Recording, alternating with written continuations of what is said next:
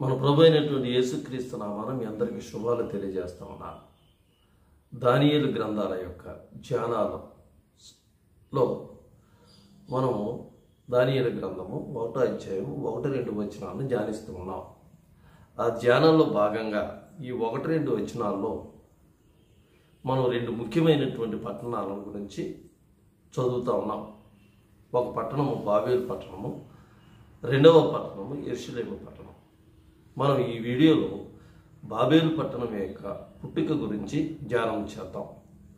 మనము ఈ బాబేలు పట్టణం, యెరూషలేము పట్టణాల యొక్క పూర్వ చరిత్ర తెలుసుకుంటేనే కానీ భవిష్యత్ కాలం గురించి మనం అధ్యయనం చేయలేం. అందుకని ఈ యొక్క చారిత్రక అంశాలను జాగ్రత్తగా పరిశీలన చేద్దామని మిమ్మల్ని అందరినీ వేడుకుంటూ ఉన్నాను. ఈ బబులోను పట్టణం మనందరికి తెలిసినటువంటి పట్టణమే. ఈ బబులోను పట్టణమును ఎవరు కట్టారు అనంటే నిమ్రోదు అనేవాడు కట్టాడు. ఆదికాండం 10వ అధ్యాయం 11 వచనాల్లో 11 అధ్యాయాల్లో 2 అధ్యాయాల్లో కూడా ఈ యొక్క బాబేలు పట్టణం యొక్క నిమ్రోదు యొక్క ప్రస్తావన ఉన్నది. ఈ నిమ్రోదు ఈ పట్టణాన్ని కట్టించాడు అని రాయబడ్డది. ఈ పట్టణమే కాదు కానీ నినివే పట్టణము, అదేవిధంగా సొదొమ గొమొర్రా పట్టణాలను కూడా ఈ యొక్క నిమ్రోదు కట్టినట్లుగా మనం చూస్తూ ఉన్నాం. నిమ్రోదు గురించి కొన్ని విషయాలు మనం చర్చిద్దాం. నిమ్రోదు గురించి 10వ అధ్యాయం 8వ వచనంలో ఆదికాండం నిమ్రోదు యెహోవా ఎదుట పరాక్రమం కలిగినటువంటి వాడు అని రాయబడింది. నిమ్రోదు చాలా పరాక్రమం కలిగినటువంటి వాడు అంట రాయబడింది. ఏ మైటీ వన్ అని రాయబడింది. దాని హిబ్రూ భాషలో గిబోరిం అని రాయి. గిబోరిం చాలా పరాక్రమం కలిగినటువంటి వాడు. ఇది ఆదికాండం 6వ అధ్యాయంలో రాయబడినటువంటి నెఫీలిముల గురించి మాట్లాడేటప్పుడు కూడా ఈ గిబోరిం అనే మాటను వాడారు. కాబట్టి అంత ప్రఖ్యాతి కలిగినటువంటి వాడు అనే అర్థం వస్తుంది. ఈ జైంట్ శారీరకంగాను బలం కలిగినటువంటి వాడు అనే ఒక అర్థాన్ని కలుగు చేస్తూ ఉన్నారు. కాబట్టి ఈ నిమ్రోదు ఈ పట్టణాన్ని కట్టినట్లుగా మనం చూస్తూ ఉన్నాం. ఈ నిమ్రోదు ఎవరు అని అన్నట్లయితే మనకు తెలుసు, నోవహు కాలంలో ఈ వరదలు వచ్చిన తర్వాత జలప్రలయంలో మొత్తం భూమి మీద ఉన్నటువంటి సృష్టి అంతా కూడా నాశనం అయిపోయింది. ఎవరు మిగిలారు అని అంటే నోవహు మాత్రమే మిగిలాడు. ఈ నోవహు యొక్క కుమారుడైనటువంటి హాము కుమారుడైనటువంటి కూషు కుమారుడు నిమ్రోదు. అంటే నోవహు సంతతిలో నుంచి వచ్చినటువంటి వాడు ఈ యొక్క నిమ్రోదు. ఈ నిమ్రోదు ఈ ప్రజలందరూ కూడా ఒకే భాషను కలిగి ఉన్నారు, ఒకే తండ్రిని కలిగి ఉన్నారు, ఒకే వంశంలో ఉన్నారు. వీరు ఇంకెవ్వరూ లేరు. ఇంక ప్రపంచంలో భూమి మీద ఎవ్వరూ లేరు. ఒక నోవహు కుటుంబం మాత్రమే బ్రతికున్నారు. కనుమ కుటుంబాలన్నీ కూడా తర్వాత జాతి అంతా కూడా నాశనం అయిపోయింది. నాశనం అయిపోయిన పక్షంగా వీరు మాత్రమే ఉన్నారు. వీరు అనుకున్నారట, ఒక ఆలోచన వచ్చింది. ప్రయాణం చేస్తూ తూర్పు ప్రాంతానికి ప్రయాణం చేసి షీనారు ప్రాంతంలో వీరు నివాసం చేశారు. ఈ నివాసం చేసినప్పుడు ఈ షీనారు ప్రాంతంలో ఉన్నటువంటి మైదానంలో వీరికి ఒక ఆలోచన వచ్చింది. ఈ ఆలోచన 11వ అధ్యాయంలో ఏమనుకున్నారంటే, వారు ఆలోచన చదువుతాను. మరియు వారు మనం భూమి అంతంతటా చెదిరిపోకుండా ఒక పట్టణమును ఆకాశమునంటూ శిఖరము గల ఒక గోపురమును కట్టుకుని పేరు సంపాదించుకుందామని మాటలాడుకొనగా, వీరందరూ అనుకుంటా ఉన్నారు, మనం ఎక్కడికి చెదిరిపోకుండా ఒకచోటే ఉందాం. దేవుని యొక్క ఆలోచన అది కాదు. భూమి అందంతటా సంచరిస్తూ ఫలించమని దేవుడు దీవించాడు ప్రజల్ని ఆదాము కాలం. అయితే వీరు అలాగ అనుకోవడం, ఒకచోటే నివాసం చేయాలి, మేమందరం ఒక కుటుంబం కాబట్టి ఒకచోటే ఉంటాం. అందుకని ఈ చోట ఉండడానికి ఒక పట్టణాన్ని, ఒక గోపురాన్ని కట్టుకుందాం అనుకున్నాం. పట్టణమేమో సమాజానికి గుర్తు, గోపురమేమో మతపరమైనటువంటి కార్యకలాపాలకు గుర్తుగా ఉన్నది. It's a civil and political entity అని అన్నాడు. ఈ పట్టణము అన్నది, ఒక నగరం అన్నది సివిల్ అండ్ పొలిటికల్ ఎంటిటీ, గోపురం అన్నది రిలీజియస్ అండ్ స్పిరిచువల్ ఎంటిటీ. ఆధ్యాత్మికంగాను మతపరంగాను ఈ గోపురాన్ని కట్టుకుందామని ఆలోచన చేశారు. చాలా చక్కనైనటువంటి ఆలోచన. అందరం ఈ ఆలోచన బట్టి ఒక పట్టణాన్ని కట్టుకుందాం, ఒక గోపురాన్ని కట్టుకుందాం అని అంటే తప్పు ఏమీ కనిపించడం లేదు. కానీ ఈ కట్టుకుండం వెనకాలటువంటి ఉద్దేశం ఏంటి? పేరు సంపాదించుకుందాం అని అనుకున్నాను. నిమ్రోదు అనేవాడి యొక్క పేరుకి అర్థం ఏంటంటే వరల్డ్ బైబిల్ కామెంటరీలో ఈ విధంగా రాయబడ్డది, వి షల్ రెబల్ అని. వి షల్ రెబల్, మనం తిరుగుబాటు చేద్దాము అని పేరు కలిగినటువంటి వాడి నిమ్రోదు. బహుశా నిమ్రోదు యొక్క నాయకత్వంలోనే ఈ యొక్క పని జరుగుతూ ఉండొచ్చు. ఈ నిమ్రోదు నాయకత్వంలోనే ఒక పట్టణాన్ని కట్టుకుందాం, ఒక గోపురాన్ని కట్టుకుందాం అన్న ఒక ఆలోచన ఈ ప్రజలందరూ చేశారు. దేవుడు ఇది యొక్క ఆలోచనను గుర్తెరిగాడు. యాషేర్ అనే అతను తన గ్రంథంలో, యాషేర్ గ్రంథం అని అన్నారు. ఈ యాషేర్ గ్రంథం ఏంటనంటే హిబ్రూ బైబిల్లో చివరి పుస్తకం. హిబ్రూ బైబిల్లో చివరి పుస్తకమైనటువంటి యాషేర్ గ్రంథంలో 9వ అధ్యాయం 23-29 వచనాలలో ఈ నిమ్రోదు యొక్క ఆలోచనని ఆ గ్రంథంలో రాశాడు. ఈ నిమ్రోదు ఈ ప్రజలు అనుకున్నారట, అంటే నిమ్రోదు అనేది ప్రజల యొక్క నాయకుడు కాబట్టి ఈ ప్రజలందరూ ఏమనుకున్నారంటే మనం 3 భాగాలు అయిపోతాం, 3 parts. ప్రజలందరూ 3 భాగాలయ్యి మొదటి భాగం ఏం చేద్దామని అనుకున్నారంటే ఆకాశంలో ఎత్తబడినటువంటి ఈ గోపురంలో పైకి వెళ్ళి దేవుడితో యుద్ధం చేద్దామని అనుకున్నారు. మొదటి భాగం.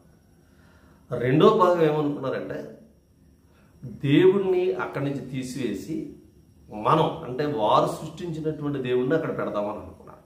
ఏమో వారు ఎవరిని సృష్టించాలి దేవుడిగా అని అనుకున్నారైతే మనకు తెలియదు, కానీ వారు సృష్టించినటువంటి దేవుణ్ణి అక్కడ పెడదాము అని అనుకున్నారు. మూడవ భాగం ఏమనుకున్నారంటే అక్కడికి వెళ్ళి దేవుణ్ణి బాణాలతోటి ఈ దాంతో చంపేద్దామని అనుకున్నారు. వారి యొక్క ఆలోచన చూడండి. ఈ ఆలోచన 3 భాగాలయ్యి ఈ యొక్క గోపురం కట్టుకుని గోపురం యొక్క చివరిని ఉన్నటువంటి ఆకాశంలో ఉన్నటువంటి పరలోకంలో ఉన్నటువంటి దేవుడి దగ్గరికి వెళ్ళి ఆయనతో యుద్ధం చేద్దామని, అక్కడ తన సొంతగా క్రియేట్ చేసినటువంటి, సొంతగా సృష్టించినటువంటి దేవుణ్ణి పెట్టుకోవాలని, అదేవిధంగా దేవుణ్ణి చంపేయాలని ఆలోచన. చాలా భయంకరమైనటువంటి ఆలోచనని వారు చేశారు. ఇంకోటి ఏంటంటే ముఖ్యమైనటువంటిది, ఈ యొక్క నిమ్రోదు ఏమనుకున్నాడంటే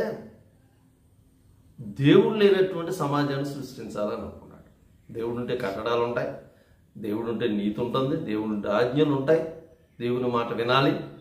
అయితే మనం ఎవరి మాట వినాల్సినటువంటి పరిస్థితి లేదు, కానీ దేవుడు లేనటువంటి ఒక సమాజాన్ని, దేవుడు లేనటువంటి ఒక దీన్ని సృష్టించాలి అని చెప్పి ఈ బబులోను పట్టణాన్ని, లేకపోతే బబులోను గోపురాన్ని కడదామన్న ఆలోచన ఈ నిమ్రోదుకి కలిగింది. ప్రజలందరూ ఆలోచన చేశారు. ఆలోచన చేసి ఏం చేశారంట? మనకు తెలిసినటువంటిది బైబిల్లో రాయబడ్డది. రాళ్లకు ప్రతిగా ఇటుకలను, అడుసుకు ప్రతిగా మట్టికీలను వారుకునేది. 11వ అధ్యాయం ఆదికాండం 11వ అధ్యాయం 3వ వచనంలో మనం ఇటుకలు చేసి బాగుగా కాల్చుదాము రండి ఒకరితో ఒకటి మాట్లాడుకుంటే. ఈ కన్స్ట్రక్షన్ చాలా పవర్ఫుల్ కన్స్ట్రక్షన్ చేయాలనుకున్నారు. ఏం కన్స్ట్రక్షన్ అంటే ఇప్పటి వరకు రాళ్లను భాగాలను వాడితే ఇక్కడి నుంచి ఇటుకలకు కాల్చి ఇటుకల్ని వారు వాడాలి అని ప్రయత్నం చేశారట. వారు ఇటుకలను వాడాలి, ఇటుకలను తయారు చేసి వాటిని కాల్చి వాటితోటి గోపురాన్ని కట్టాలని అనుకున్నారు. గోపురం పైకి ఎక్కి దేవుడి దగ్గరికి చేరాలి. ఇది ఆలోచన. చాలా దుర్మార్గమైనటువంటి ఆలోచనలని ఈ యొక్క ప్రజలు చేశారు. ఎందుకు? దానికి కారణం ఏంటంటే వీళ్ళందరూ ఒకే భాష మాట్లాడారు. ఈ ఒకే భాష మాట్లాడేవారు వీరందరూ బలం కలిగినటువంటి వారు. నేను చెప్పాను, నిమ్రోదు అనేవారు చాలా పరాక్రమం కలిగినటువంటి వాడు. ఎవరు ఎదుటంట? యెహోవా ఎదుట పరాక్రమం కలిగినటువంటి వాడు. అంటే యెహోవాతో యుద్ధము చేయగలిగేటటువంటి శక్తి ఉన్నదని తను భ్రమించాడు. చాలా జాగ్రత్తగా పరిశీలన చేద్దాం. దేవుడికి ఎదురు తిరిగేటటువంటి వాడిగా ఉన్నాడు. దేవుడితో యుద్ధం చేసేటటువంటి వాడిగా ఈ నిమ్రోదు ఉన్నాడు. నిమ్రోదు మొట్టమొదటి దేవుని యొక్క విరోధిగా మనం చెప్పచ్చు. మానవుల్లో పుట్టాడు, నోవా కుటుంబానికి సంబంధించినటువంటి వాడు. కానీ దేవుడి మీద తిరుగుబాటు చేసి దేవుణ్ణి తొలగించాలి, దేవుడిని ఎదిరించాలి అనే ఒక ఆలోచన కలిగినటువంటి వాడు. మనం జాగ్రత్తగా గమనించినట్లయితే ఈ ఆలోచనలు దేవుడు గుర్తెరిగాడు. గుర్తెరిగి అక్కడి నుంచి దేవుడు చూస్తూ ఉన్నాడు. 15వ అధ్యాయంలో యెహోవా నరులు కుమారులు కట్టిన పట్టణము, జాగ్రత్తగా గమనించినట్లయితే నరులు అనలేదు, నరుల కుమారులు అని అన్నారు, సన్ ఆఫ్ మ్యాన్. అందుకని ఈ యొక్క బబులోను పట్టణాన్ని ఏమంటారంటే సిటీ ఆఫ్ మెన్ అని అంటారు, సిటీ ఆఫ్ మెన్. యెరూషలేమునైతే సిటీ ఆఫ్ గాడ్ అని అంటారు. ఈ బబులోను కట్టేటప్పుడు అందుకని యెహోవా నరుల కుమారులు కట్టిన పట్టణము గోపురము అని నరుల కుమారులు, నరుల కుమారులు, సన్ ఆఫ్ మ్యాన్. వీరు దేవునికి మనుషులకు పుట్టినటువంటి వారు, మనుషుల యొక్క లక్షణాలు కలిగినటువంటి వారు. చాలా పనులు చేశాడు దేవుడు. అక్కడి నుంచి వీళ్ళు చేసేటటువంటి పనులు చూసి చూడగోరి దిగి వచ్చాను, దిగి వచ్చాను. ఏం చేస్తున్నారు వీళ్ళు? నోవహు కాలంలో పెద్ద పనిష్మెంట్ ఇచ్చాడు సృష్టికి దేవుడు. జలప్రలయంతో సృష్టినంతా నాశనం చేసి నీతిమంతుడైనటువంటి నోవహును ఉంచుకున్నాడు. ఆయన దేవుని యొక్క ఉద్దేశం ఏంటంటే సృష్టిలో కల్మషం లేకుండా నోవహు కుమారులు ఈ యొక్క భూమిని సంతరించుకుని దేవుని యొక్క బిడ్డలుగా ఉంటారు అని అనుకున్నాడు.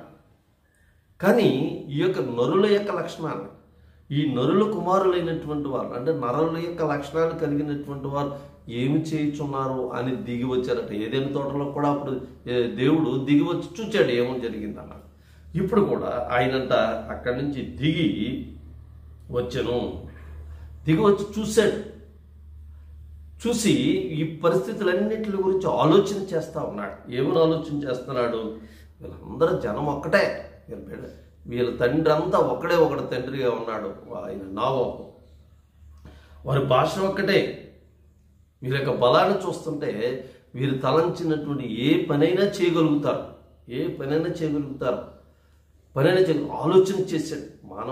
మనం అనుకుంటా ఉంటాం, మన ఆలోచనలు బట్టి మన ఆలోచనలు బాగానే ఉన్నాయి మనం అని అనుకుంటున్నామేమో, కానీ దేవుడు మన ఆలోచనలు కూడా గుర్తెరిగినటువంటి వాడు.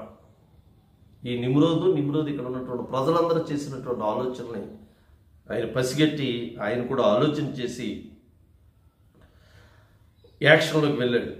వీళ్ళు చెప్పాను కదా, వీళ్ళు గోపురం కట్టడానికి చూడడానికి దిగొచ్చాడు, ఆలోచన చేశాడు. ఆలోచన చేసి ఆయన ప్లాన్ ఆఫ్ యాక్షన్ తయారు చేశాడు. ఏం ప్లాన్ ఆఫ్ యాక్షన్ తయారు చేసాడంటే ఒకరిలో ఒకనమాట ఒకరికి తెలియకుండా అక్కడ వారి భాషను తారుమారు చేయదుము రండి అనుకున్నాను. చాలా జాగ్రత్తగా ఆలోచన చేశాడు. వీరందరూ ఇంత ఐకమత్యం కలిగి ఉండడానికి, మంచి పని చేయడానికి ఐకమత్యం కలిగి ఉండడంలో తప్పే లేదు. మనం కూడా చూస్తూ ఉంటాం మన సంఘాలు. ఐకమత్యం ఎక్కడొస్తుంది అని అంటే ఒక మంచి పని చేయడంలో ఐకమత్యం సంపాదించలేకపోతా ఉన్నాం. ఒకసారి కొన్ని సందర్భాలు ఒక చెడ్డ పని చేయడానికి ఐకమత్యం కలిగి ఉంటాం.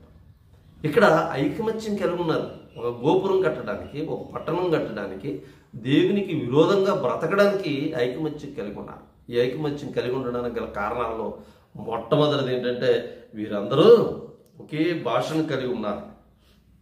కాబట్టి వీళ్ళందరూ ఒకే ప్రాంతంలో నివాసం చేస్తూ ఉన్నారు. ఈ రెండు కారణాలు చాలా ప్రాముఖ్యంగా గమనించి మీరు ఏం చేశాడంట, దేవుడు ఉరుకుల భాషలను తారుమారు చేశాడు, భాషలని తారుమారు చేశాడు.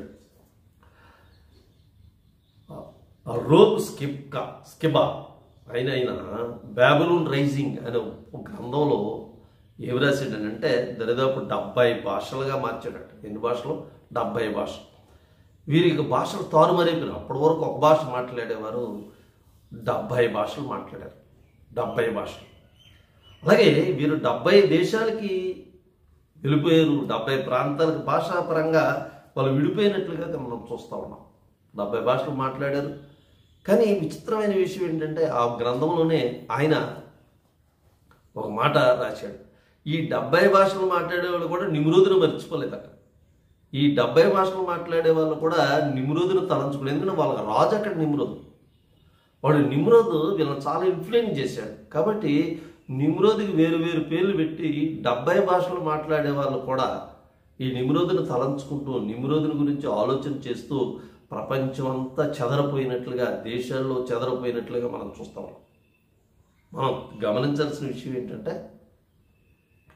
ఈ నిమ్రోద్ యొక్క పేరు వేరు వేరు పేర్లు ఆ యొక్క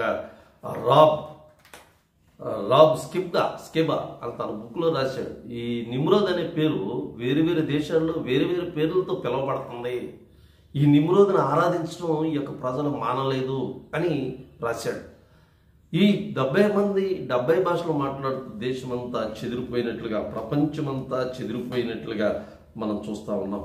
బాబేలు పట్టణాన్ని ఎప్పుడైతే బాబేలు గోపురం అయితే ఆయన కట్టడం మానేశారు వీళ్ళు.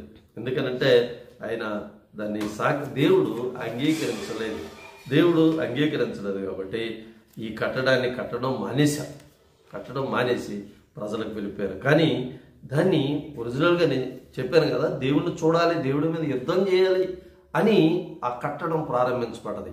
అందుకని బాబేలుకి ఏమర్థం ఉన్నదనంటే గేట్వే టు గాడ్, దేవుడిని చూడడానికి ఒక మార్గంగా వాళ్ళు ఈ యొక్క గోపురాన్ని చూశారు.